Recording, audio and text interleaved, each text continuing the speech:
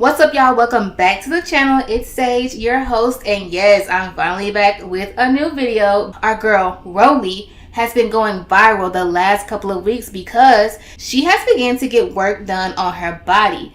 Now, before we even continue with today's topic, I would like to just let it be known that my personal opinion of plastic surgery is simply that I don't have one. Like, what other people do with themselves has nothing to do with me.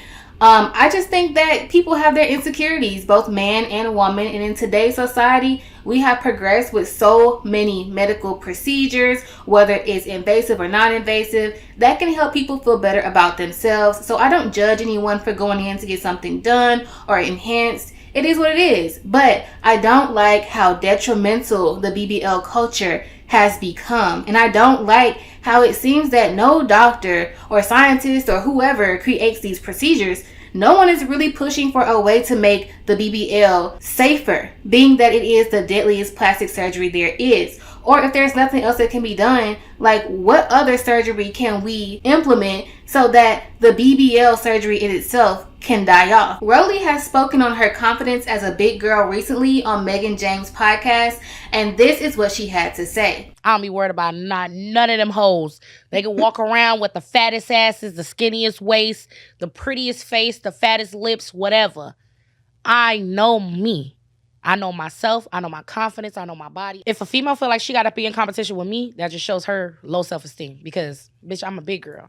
And a lot of people downgrade big girls nowadays. We beautiful as women. If you confident, be confident. If you're not, shit, gain some confidence, go get surgery, do whatever the fuck you got to do to gain that confidence. While I do believe Rollie had confidence within being a big girl all around, there's no way that someone goes through a bunch of cosmetic plastic surgery if they are not insecure about what's getting modified, which is okay. On top of that, Rollie has been on TV a lot more often than she used to be back when she was on Jerry Springer. And when you're constantly in the public eye on TV, having to watch yourself when you have no control of what angles are being shown or whether or not production decides to hide certain flaws, especially when it's Zeus, it can make you more self-aware of how you look. So in all, Rollie has a complete makeover plan, starting off with a BBL fat transfer, chin lipo, chemical peel, tummy tuck, and much more. And all of this is being filmed by Zeus Network. But after Rollie got her initial surgery, which she started off with the BBL, many people were concerned, shocked, confused, causing Rollie's pending transformation to go viral. This struck many questions, such as why was a BBL performed on someone who was not within the right BMI range? Why did she not get just weight loss surgery like the gastric bypass? Why is everything being done so quickly? There were even celebrities who voiced their concerns over Rollie's surgery. Heard ass motherfucking Masika, lisp having ass Masika, talking shit.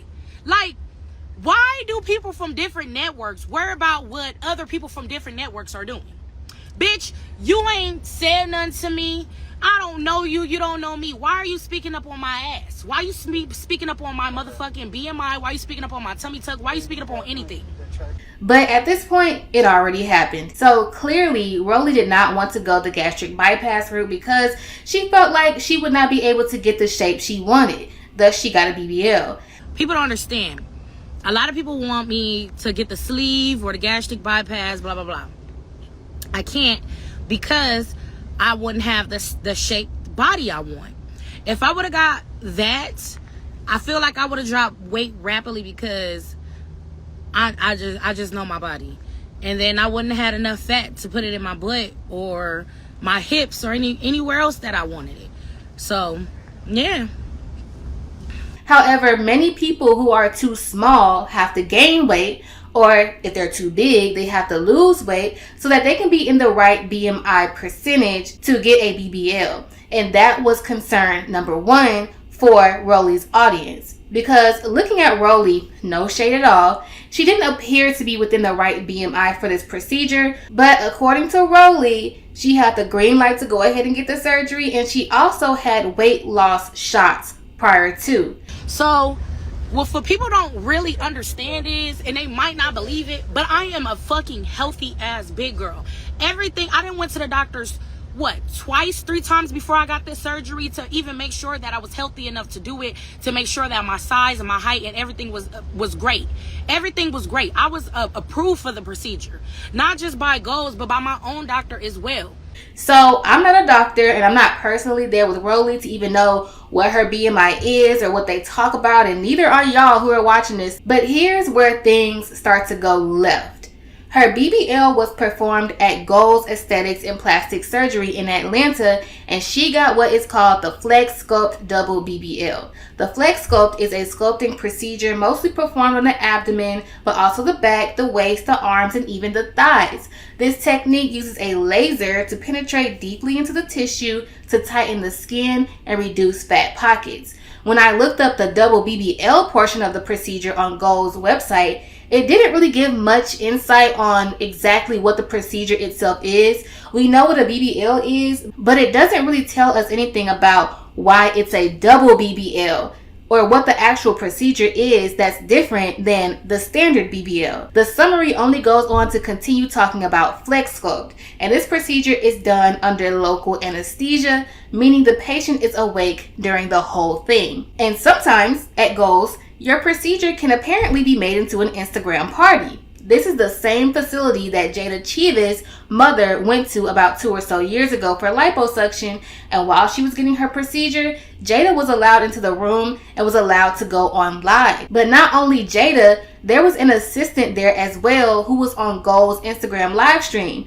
just having a full-on live stream session while the doctor performed the lipo. Which is connected to that extremely powerful vacuum right over here. And guys, this vacuum is just removing all of that excess fat, or liquid gold as I like to call it, guys. Just look at that lovely liquid gold, guys. Liposuction is actually a cosmetic procedure that is used to help remove any excess fat from underneath the skin. As you guys can see, Jada's mom is super relaxed throughout this procedure. She's awake, she's coherent, she knows exactly what's going on.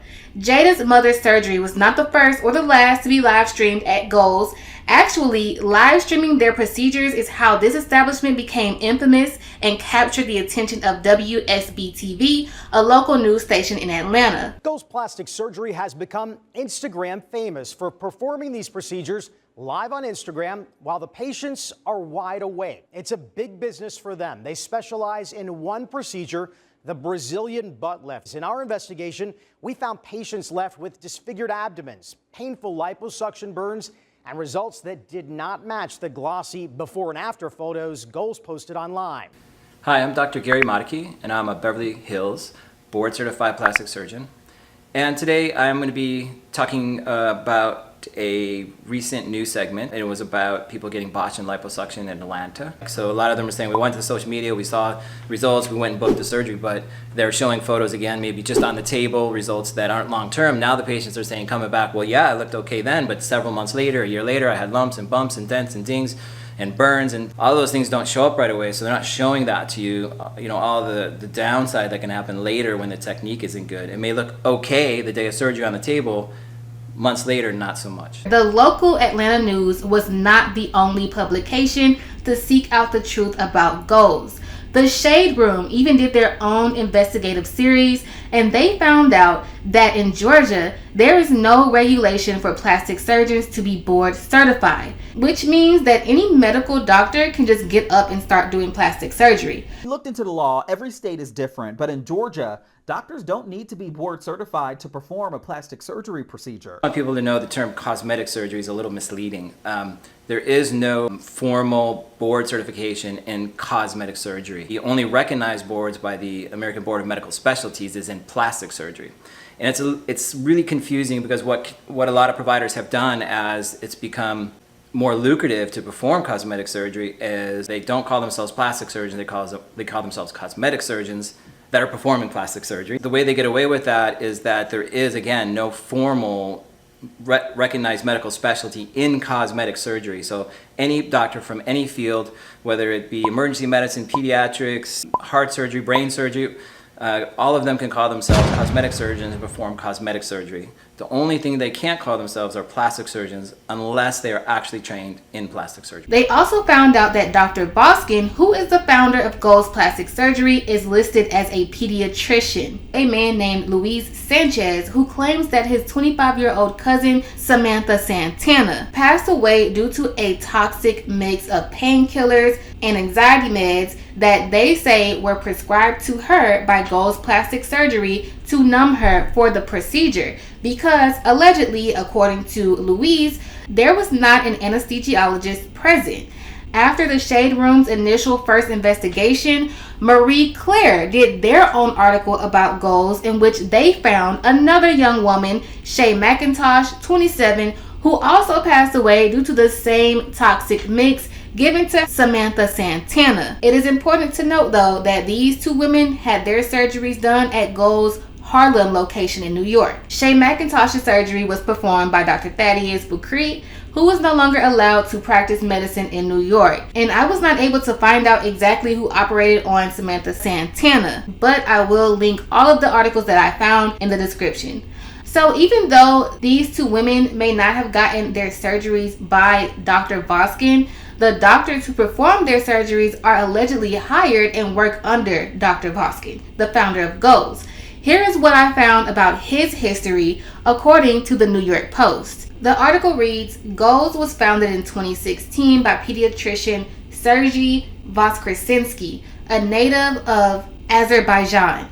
About a decade ago, he changed his name to Dr. Voskresenskiy while becoming a U.S. citizen, his attorney said. The clinic was originally called Allure before changing its name to Gold's in late 2017.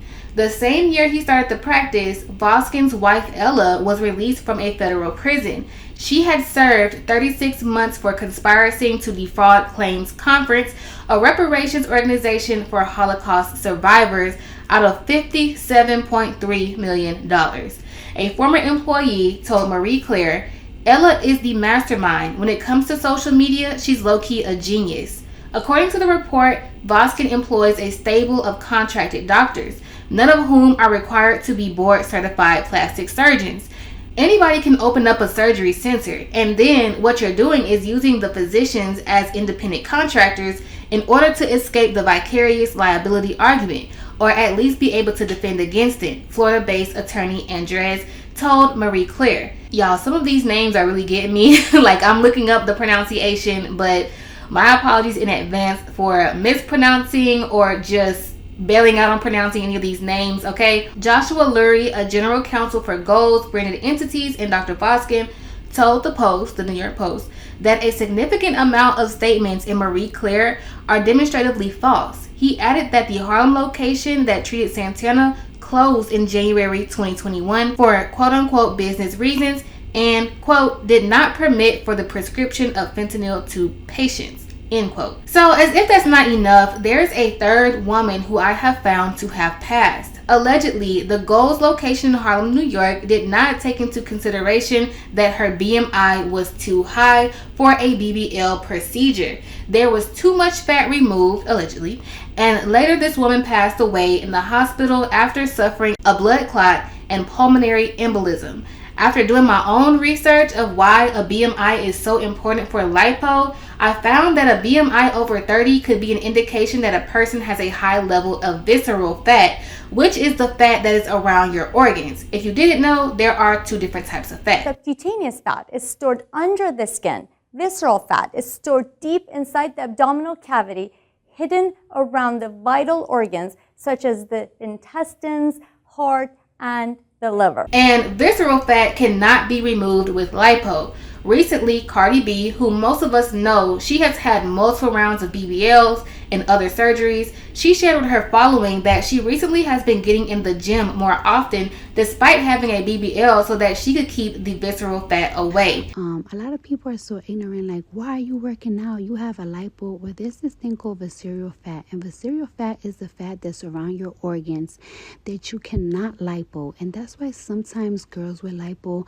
might have a snatch waist with a gut, and that's because they're not working out their visceral fat. They just keep eating and eating, and their waist is small, but they still got a belly.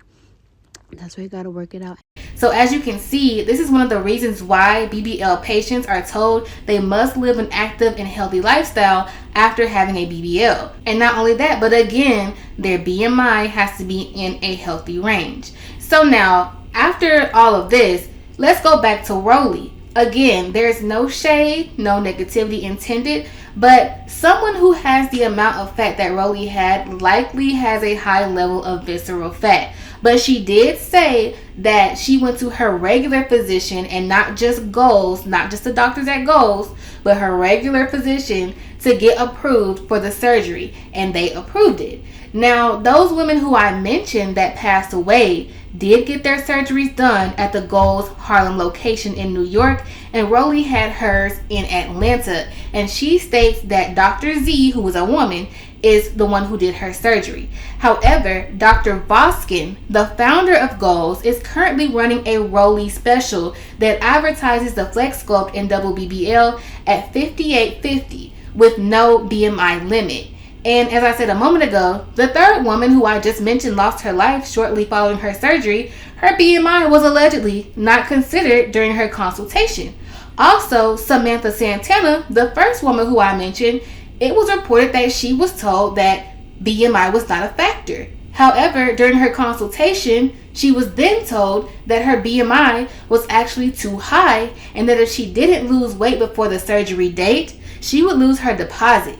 So Samantha then went on to do a crash diet, losing 10 pounds in 2 weeks to ensure that she could have her surgery. For reference, most medical sources will advise that losing about 2 pounds a week is ideal for healthy weight loss. Now, I know I just said a lot. I know it's a lot to keep up with. There were a lot of names. There were a lot of doctors. There are too many women passing away from BBLs. So at this point, I want to do kind of like a summary just in case any of you are confused. So Sergey Voskresenskiy is from Azerbaijan, a country located around like West Asia, East Europe, close to Armenia, Russia, and Iran, for those of you who don't know. Hey, it's Future Sage. While I'm editing this video, I realized that I kept calling this man Sergey, and I think I was thinking of my own name, Sage, but I'm pretty sure it's pronounced something like Sergey or Sergey. It's definitely not Sergey, so please dismiss my mispronunciation of this man's name. Now, I'm going to call him Sergey V right now. So Sergey V got his medical education at Azerbaijan Medical Institute, graduating in 1992. So this was years, decades ago. And then came to the United States. He did his residency in New York, specializing in pediatrics, not plastic surgery. A board-certified plastic surgeon has to complete a certain amount of years in residency as a plastic surgeon. There are even some patients, some people who have gotten cosmetic surgery before, that will tell you to go to a plastic surgeon who is double board certified. So a surgeon who has double those amount of years in residency and training. But in a lot of states here in the US, a medical doctor is not legally obligated to hold a board certification in order to perform plastic surgery, which means any medical doctor could wake up tomorrow and choose to be a plastic surgeon or open up a plastic surgery center, not legally having to get the training that a residency in plastic surgery would give them. While obtaining his U.S. citizenship, Sergey V changed his last name from Voskresenskiy to Voskin. So now he is Dr. Voskin or Dr. V. In 2016, he opened Allure Plastic Surgery and later that next year changed the name to Goals. He eventually opened a location in Atlanta, and that location is where Rollie got her surgery. So Dr. Voskin, aka Dr. V, has a group of doctors that are under contract to work at these Goals locations. These doctors are not his employees, but independent contractors, just like an Uber driver, an Instacart worker, or even some landscaping companies. So the guy who cuts your grass, they are all independent contractors. A few of these doctors who were under contract at Goals have allegations against them as recently as 2022 pertaining to the death of at least, and these are just the ones I looked up, at least 3 patients. One doctor in particular is now no longer able to practice medicine in New York after one of his patients passed following the procedure. However, a counsel for Goals and Dr. Voskresenskiy told the New York Post that some of these things that were reported in Marie Claire was false. Now, Rollie surgery was presumably not performed by either of those doctors, but rather a female doctor whom she calls Dr. Z. Wait till y'all see how snatched Dr. motherfucking Z did her job. Dr. Z did her job at Gold Surgery. I don't care what nobody say. Beautiful Dr. Z. How are you doing today, Dr. Z? I'm doing great. She's doing amazing. Many people on social media were concerned for Rollie's surgery plan, as she seemed to be at too high of a BMI and getting these surgeries very close together. But Rollie says that she got the okay from her general physician as well as Goals, so like she's gonna go ahead with the plan.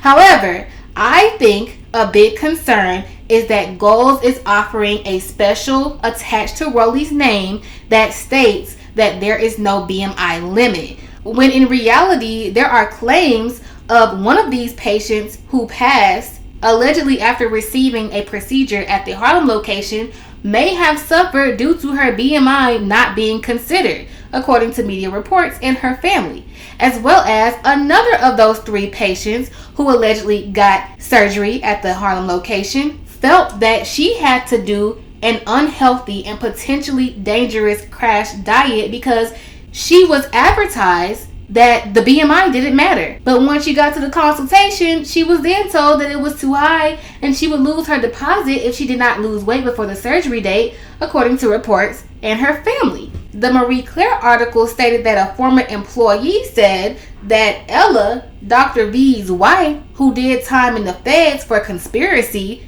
she's the quote-unquote mastermind. She's the one behind the social media. So that leads me to believe that all the social media ads that are posted and everything else that has to do with social media may be her idea. So in my opinion, this should be a red flag for Rollie and Zeus Network, who is filming this entire journey, because even though Rollie went and got an additional opinion from her own doctor, I would think that neither Rollie nor Zeus will want to be attached to all that is behind this establishment, as well as these advertisements and all of these reports that have been coming out in the last 3 years about Goals. And in my opinion, it is in Rollie and Zeus Network's best interest to include a disclaimer and advocate for education surrounding plastic surgery when they do air this special. Now, in closing, when it comes to Rollie, it seems like she's doing fine. She's currently enjoying her results now that the swelling has gone down, but she is only about halfway done with her makeover. She stated that she will be getting back lipo in a few weeks, followed by other surgeries such as a breast reduction and a tummy tuck, and that she should be done with everything in January. At the end of the day, it's her body, it's her life, and none of us have to live it or live in it. I truly wish her a safe journey, and I hope she is over the moon with excitement, happiness, and confidence with her final look. I definitely will be watching the special whenever it airs, and I don't think we should be shaming Rollie in any way. I don't think we should be bullying her. I think we should be encouraging her and others to make the right choices when it comes to who they allow to touch and reform their bodies. And for Rollie specifically, who she aligns herself with, and that's the most we can do. We do have women out here losing their life trying to chase an aesthetic or just trying to be happy in their own skin. So for anyone else who may be considering surgery, please do your freaking research. I found out everything I compiled in this video in about 5 hours with a break. So the information is usually always out there. Now, with all that being said, let me know what you guys think about this, and I will definitely be seeing you in the next video.